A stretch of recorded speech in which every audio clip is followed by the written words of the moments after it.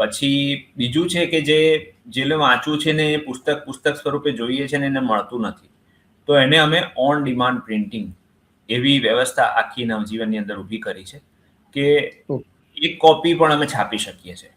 એટલે as less as 1 copy, ઓલ્ધો પછી છાપીએ ત્યારે વધારે છાપીએ, પણ કહેવાનો અર્થ કે કોઈ પણ એવું વંચિત ના રહી જવું જોઈએ કે આ પુસ્તક અવેલેબલ નથી એટલે મારું સંશોધન અટકી ગયું અથવા તો મારી પાસે એ માહિતી ના આવી એમ. બરાબર, એ બીજો એનો લેયર કીધું મેં તમને. ત્રીજું એવું કીધું કે અહીંયા નવજીવનની અંદર અલગ અલગ વેન્યુઝ અમે ઓપન કર્યા છે. એક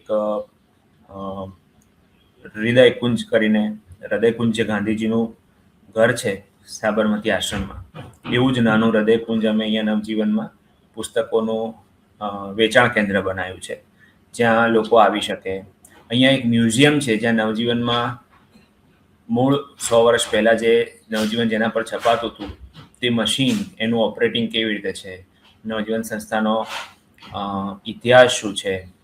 પછી એક કેફેટેરિયા, કર્મા કેફે છે, જ્યાં યુવાનો આવીને બેસીને વાત કરી શકે છે આના વિશે over a cup of T. અને એ જ કેફેની આજુબાજુ તમને ચોપડીઓ જોવા મળે, એટલે તમે ત્યાં એ વિઝિટ કરો તો તમે ત્યાંથી કોઈ પણ પુસ્તક ઉપાડીને વાંચી શકો છો. અને તેના ઉપરાંત લગભગ મહિનામાં 2 રવિવાર નવજીવન ટોક્સ નામનો અમે કાર્યક્રમ યોજીએ છીએ, જેમાં પુસ્તકને પ્રાધાન્ય આપીને એના ઉપર કોઈ વક્તા આવીને બોલે અને એમાં પછી સાહિત્ય પણ, કારણ કે અલ્ટિમેટલી સમાજને સાહિત્ય ઘડતું હોય છે, એટલે સાહિત્યની પણ ગાંધી ઇતર સાહિત્ય પણ વાત થતી હોય, પણ નવજીવન ટોક્સની આઉટરીચ ઘણી છે, કેમ કે પછી એનું જે રેકોર્ડિંગ થાય એ પાછું યુટ્યુબ પર જે વિદેશમાં હોય, બીજે જગ્યાએ હોય, બધાને જોવા મળે, જેનું મિસ થઈ ગયું હોય એને જોવા મળે. એટલે એક જાતનો એક વાતાવરણ, ડાયલોગનું વાતાવરણ, સંવાદનું વાતાવરણ, ચર્ચાનું વાતાવરણ અમે બહુ જ કેરફુલી મેન્ટેન રાખ્યું છે. અને આ સિનારીઓ છેલ્લા 7, 8, 10 વર્ષથી ચાલે છે.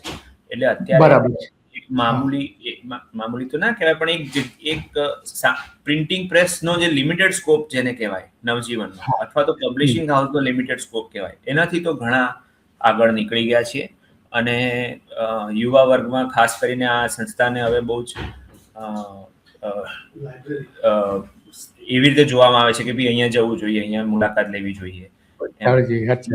અચ્છા, તમે આ મ્યુઝિયમ, સોહમ, તમે જે આ મ્યુઝિયમની વાત કરી, તો જે ગાંધીજીના જે હસ્તપ્રતો છે, ગાંધીજીએ લખેલા જે પત્રો છે, કાગળો છે, અથવા તો એમને જે આર્ટિકલ લખેલા, અથવા તો સત્યના પ્રયોગો જે બુક લખી, તો એની હસ્તપ્રતો અત્યારે ક્યાં નવજીવન પાસે છે, કોની પાસે છે?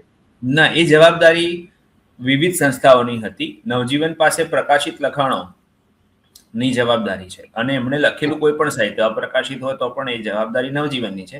પણ હસ્તપ્રતો, આ જે ગાંધીજીનો અક્ષરદેહ જેની હું વાત કરું છું, એનું જો પ્રિન્ટેડ મટીરિયલ આટલું બધું છે, તો એનું જે ઓરિજિનલ્સ છે એ વિશ્વભરમાંથી ભારત સરકારે ભેગા કરેલા હતા, અલગ અલગ ઠેકાણેથી. કારણ કે ગાંધીજીએ લખેલો પત્ર ગાંધીજી પાસે તો હોય નહીં, જેને રિસીવ કર્યો હોય એની પાસે હોય, એટલે એ માણસે પત્રની નકલ આપે તો એમાંથી ઊભું થઈ શકે.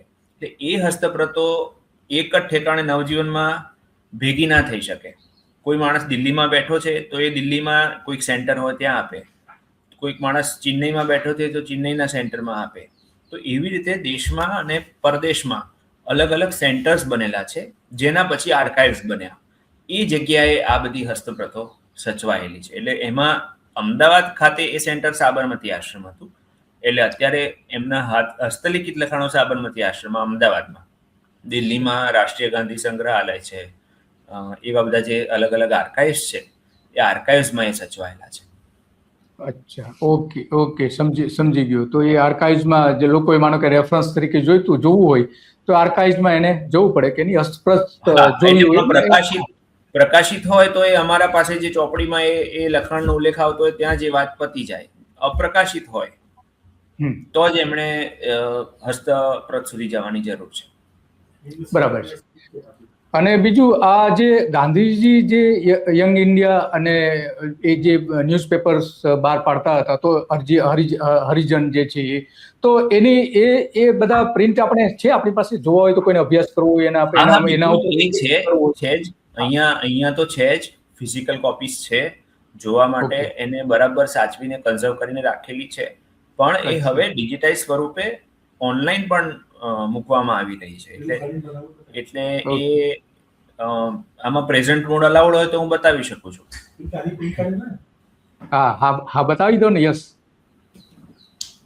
ત્યાં સુધીમાં હવે યોગેન્દ્ર યાદવ જે ગાંધીજીના પુસ્તક વિશે શું કે છે ત્યાં સુધી સાંભળી લઈ. જી. गांधी को याद करने का एक सुंदर तरीका होगा कि गांधी के बारे में एक नई पीढ़ी के व्यक्ति ने एक सुंदर सी किताब हाल ही में लिखी है, गांधी की सुंदरता. लेखक हैं सुशोभित. उसके बस 2-3 अंश पढ़ देता हूँ. राजनीतिक इतिहासकार और गांधी जी के पौत्र राजमोहन गांधी ने एक बार कहा था कि गांधी की मृत्यु में एक किस्म का परफेक्शन था. यह एक जटिल कथन है, साहसी तो है ही. इसके 2 निहितार्थ हैं. एक तो ये कि गांधी शहीद हुए और हुतात्मा के रूप में अपने तप की पूर्णता को अर्जित किया. दूसरा असहज करने वाला निहितार्थ यह है कि वे ठीक उसी समय चले गए जब उन्हें चले जाना चाहिए. યસ, એવા સમયે ગયા ગાંધીજી કે જે ખરેખર એમને જવાની જરૂર હતી અથવા જવાનો સમય હતો, એવા જ સમય ગયા છે. એ પણ યોગેન્દ્ર યાદવ વાત કરે છે. હા, તો તમે જે પ્રેઝન્ટેશન આ બતાવતો હતો તમને, આ મૂળ નવજીવનનું પાનું છે. ઓકે. જે પહેલો જ અંક હતો નવજીવનનો 7મી સપ્ટેમ્બર 1919, એ આ અંક છે. અને અમે પછી એને આ રીતે સર્ચેબલ ફોર્મેટમાં આ બનાવી રહ્યા છીએ. તમે જ્યારે વેબસાઇટ ખોલશો, એ વેબસાઇટની અંદર તમને આનું આ જ નવજીવન સર્ચેબલ ફોર્મેટમાં તમે શોધી શકો એવી રીતે. હા, અને ઘણા બધા સંશોધકો પીએચડી કરતા ઘણા લોકો અમારી પાસે આવે છે કે કોઈ સ્ત્રીઓ ઉપર કરે છે, કોઈ અસ્પૃશ્યતા નિવારણ ઉપર કરે છે, કોઈ આના પર. તો એ કઈ બધું વાંચીને સંશોધન બહુ લાંબુ ચાલે. એટલે તમારી પાસે આ ઇન્ડેક્સિંગ હોય અને સર્ચની ફેસિલિટી હોય તો તમે એને ન્યાય આપી શકો સાચો.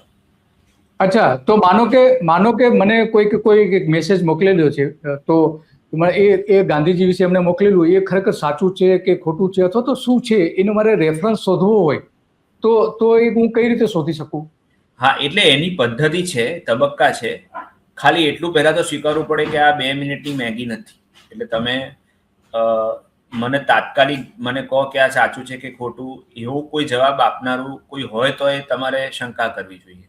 કેમ કે એના 2-3 લોજિક છે. તમે વાંચો ત્યારે તમને ખબર પડે કે આ કયા ગાળાની વાત છે.